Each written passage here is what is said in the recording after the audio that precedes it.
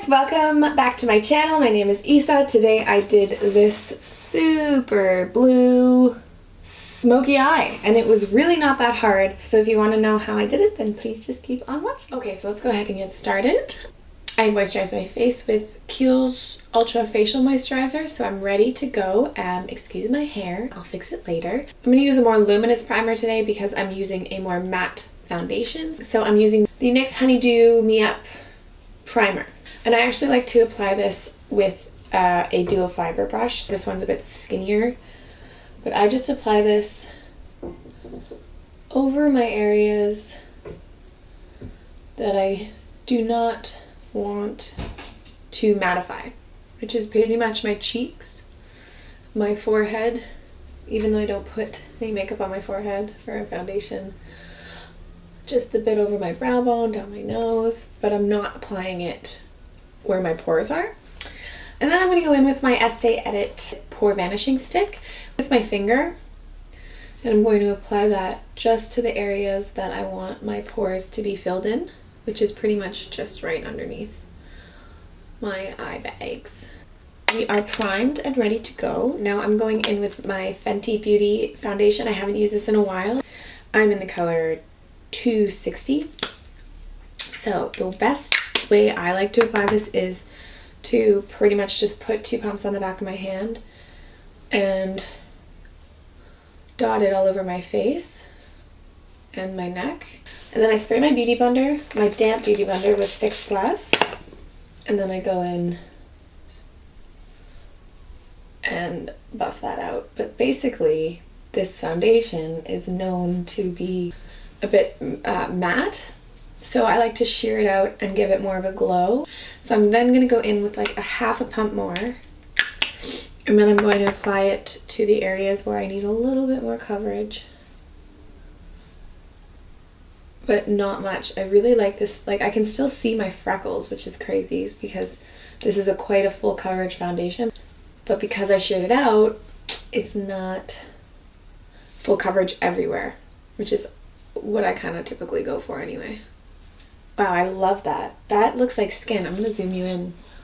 I don't know if you can see, but you can still see my like beauty marks, but you don't see any of the discoloration, and I don't have any makeup on my nose, my under eyes, or my forehead, so you can kind of see that it really just blends in with the skin. I really have just been enjoying the technique of shearing my makeup out and then just applying another layer wherever I need, because it just looks better and it looks more like skin. And this foundation is also just really, really good. So when you do blue, like in any hue of blue, you don't want to put like a very bright foundation or concealer under your eye. You kind of want to tone it down a little bit more towards your skin color, because blue is so heavy and dark while I'm doing a darker eye. I just also want to say that it's such a good alternative to doing a black smoky eye. And because, you know, Kim Kardashian came out with this new palette and everybody's doing a blue eye, I just wanted to kind of do my take on it. So because I don't want a lot of concealer underneath my eyes, I'm going to go in with the Becca Luminous, Aqua Luminous Perfecting Concealer in medium, and I'm going to apply, I'm going to zoom you in, woohoo, hello, I'm going to apply a bit, and then I'm going to see what I need from there. When you have a lot of eyeshadow on your eyes in general, it's really easy for your eyes to look cakey underneath them when you have a lot of concealer on. And then I'm going to go in a little bit with my Colourpop medium concealer, and I'm just going to do a tiny bit.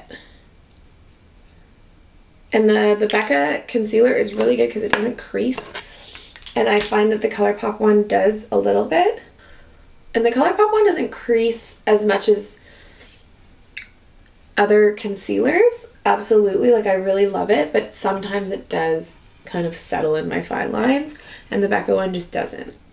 So I'm going to leave it like that. I'm going to apply loose powder underneath my eyes to catch all the fallout, the potential fallout. So that's why I kind of went a little bit softer under my eyes. So I'm going to use my RCMA powder, and the best thing to do is to actually set your eye makeup first, like with just a thin layer of powder or sorry, not your eye makeup, your under eye concealer.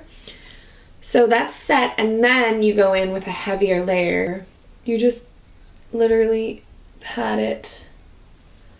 Before I do the eyes, I'm going to do my eyebrows. So I am back. So I'm going to do something that I don't normally do. I'm going to carve out my eyebrows and prime my lids. I always prime my lids with concealer, but I don't ever carve my eyebrows out, but I'm going to do it.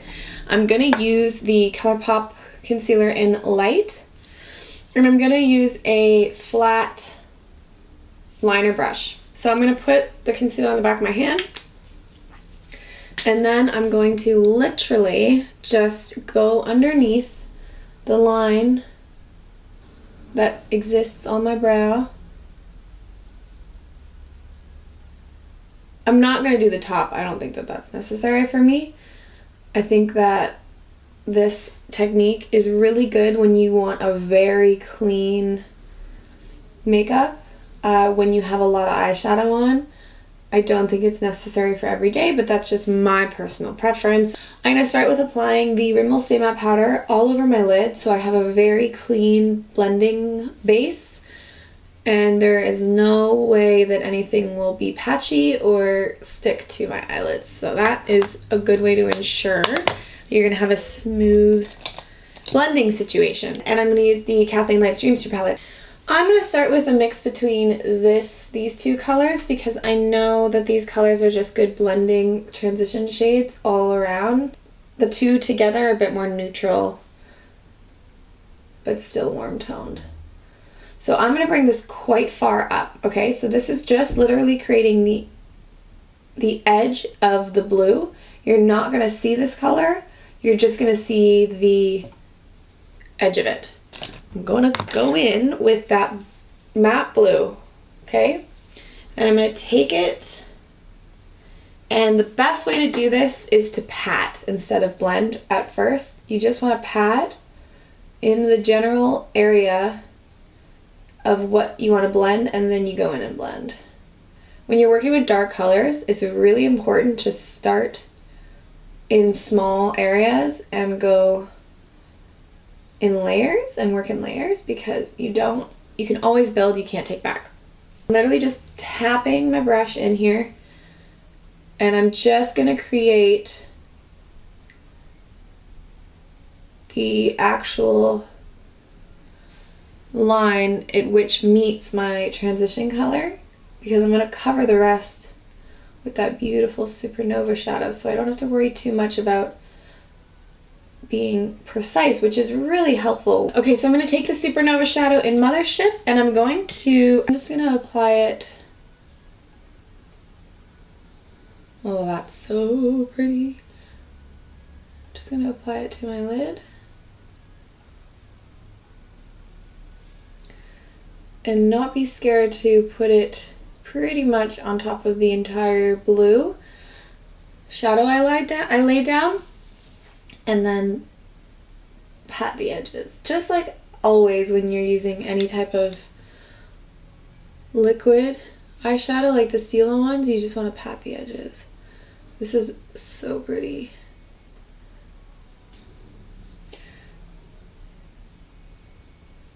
So I'm going to put 2 layers. I'm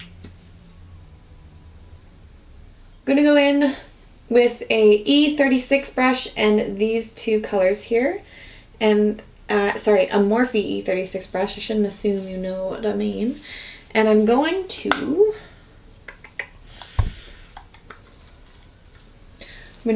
run that underneath my lash line.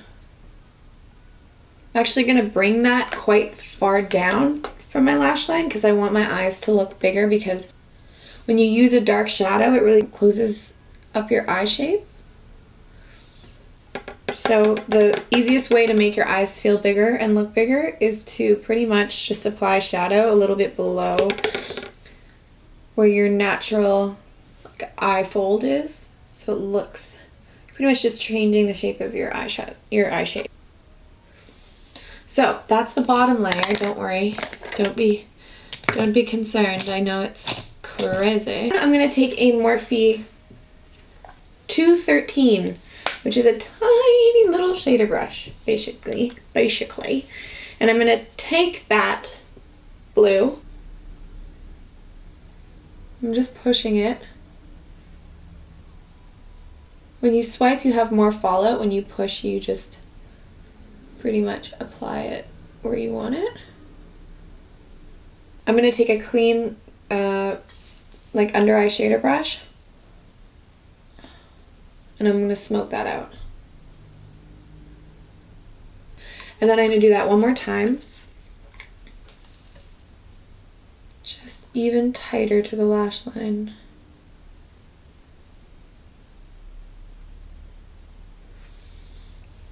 And then blend that out. Just the edges that time. Now, you can leave it like that, or you can kind of give that under eye a little bit more pop and take the Supernova shadow and literally just take that brush that I was using, that little shader brush, and just take some of the product off and then apply it to the middle of your under eye. And just let it fade out. I'm going to take the NYX Golden Bronze eyeliner and I'm going to rim my waterline. You can totally do a eyeliner. I'm not going to, but I am going to tightline with a liquid eyeliner. This is the NYX one. I am going to apply a shit ton of mascara because I want my lashes to really stand out. And then I'm going to bring more warmth to my face because my face is lacking structure. So I'm going to apply my Essence Lash Princess mascara, and then I will be right back. I've got mascara on and I think it looks really cool. I am going to do a tiny bit of contouring. I'm going to go in with a Morphe R10 brush, which is a really good brush for contouring, and Hoola bronzer by Benefit, and I'm literally going in with like the lightest hand possible.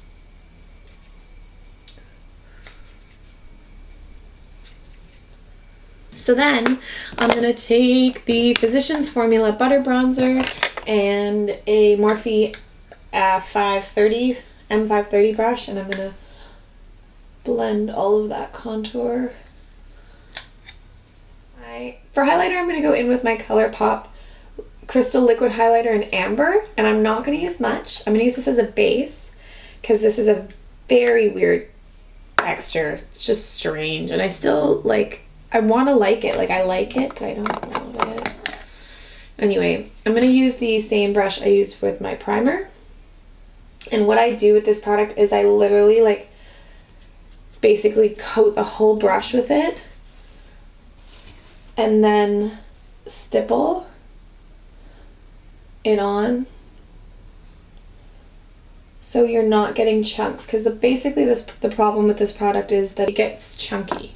You don't have to use this, just anything that can basically break down the textures, because we've got so many different textures going on the skin. We've got powder, we've got this beautiful glitter that's a liquid dried down, but it looks really wet and glittery, and then if you throw in a cream or a liquid highlighter, it just breaks up the texture. The actual color tone of this highlighter needs to be balanced out a little bit.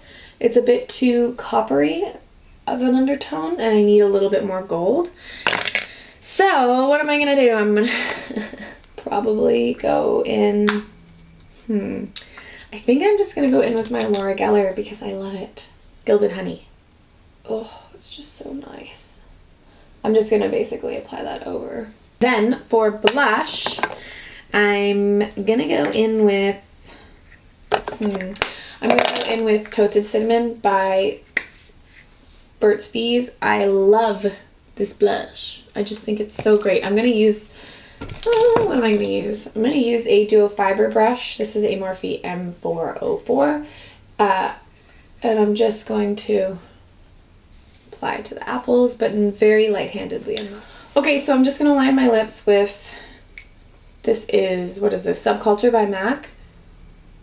I'm just gonna overline my lips a little bit I'm literally just going to tap on a little bit of Maybelline's Beige Babe lipstick, and I'm just going to put it on my finger and tap it on my lip. So it really doesn't feel like a lipstick, it just feels like my lip color just a little bit elevated. Okay, so I fixed my hair. I'm done. This is all I would do. I really don't think it needs more anything. So I hope you liked this. I really liked the way it turned out. I think it really ended up being perfectly balanced. So thank you so much for watching. I hope you enjoyed this tutorial. Please don't forget to subscribe, and I will see you in my next video. I love you all. Thank you.